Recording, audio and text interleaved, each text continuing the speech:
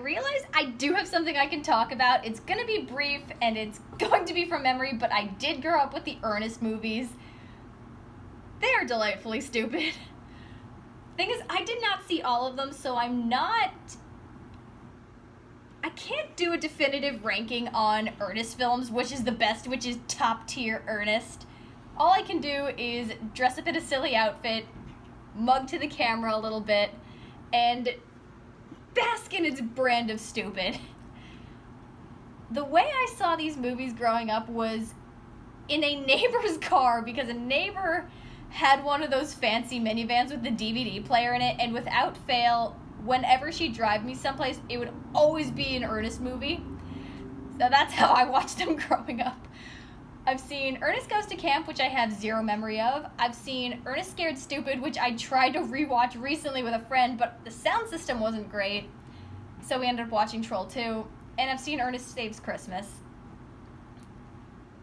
I know going into it that they're stupid, so I can just embrace it and enjoy the ride. He actually has some really funny lines in there. The one I have the most recent memories of, because I watched about half of it recently, was Ernest Scared Stupid.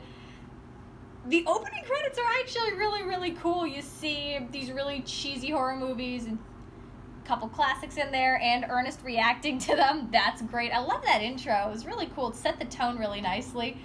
And I really appreciate the sheer stupidity and silliness of the performance and his lines.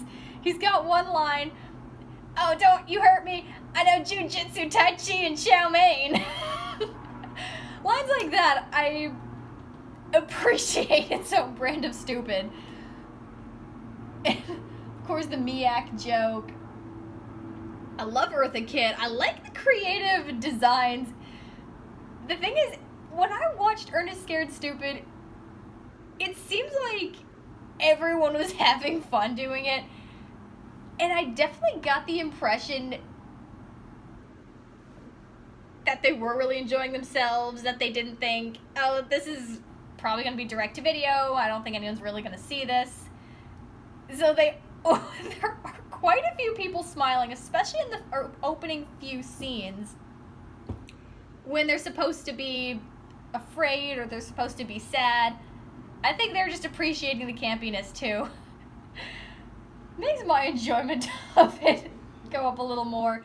Again, I know what I'm getting into, so I'm just gonna enjoy it, go for it. I'm not expecting Citizen Kane or Godfather or anything. It's Ernest. And not everything has to be groundbreaking and amazing. Some things can just be fun and dumb, and that's what this is. It's great. It's cliched. It has your stereotypical school bullies that are not really that fun to watch. They're not that interesting. They're kind of annoying. And they have it out for the main kid protagonists for some reason.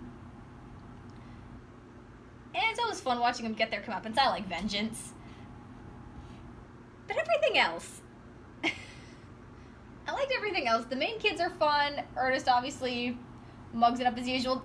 It just occurred to me, he has a new job every film, and it doesn't really last long. I think the only one where it survives the entire film is Ernest Goes to Camp, and he manages to hold a job down for the duration of an entire movie, which I don't think he's able to keep up ever again, which is great. This one, he's a garbage man. I'm surprised he didn't go dumpster diving. And for Eartha Kitt's character, her home, it's this really impressive looking junkyard. The movie does not look like it has a terribly high budget, but it gets so creative with what it does. It really takes advantage of the junk piles. It takes advantage of its environment. And like I said, it's fun. I don't know what the worst Ernest movies are. I'm not exactly involved with the Ernest fandom. I've only seen 3 movies, and and I've seen one of them recently. So there's that. And I also have an appreciation for campiness, for cheesy Halloween movies. I do love cheesy B movies. I have a new appreciation of horror. I don't like body horror so much, but I like monsters. I think they're cool and creative. And that's very much what this is. A B movie with a delightfully hammy actor. Honestly, I heard that Jim Varney himself was Shakespearean trained.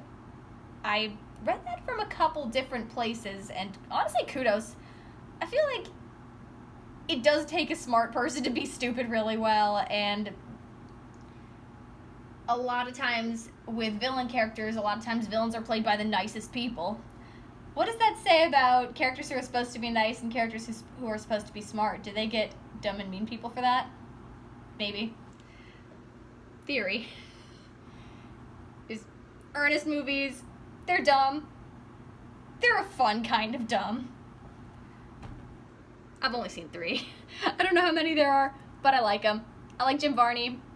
I like the stupid lines. I love the low budget sets. It's fun, and I appreciate it thoroughly.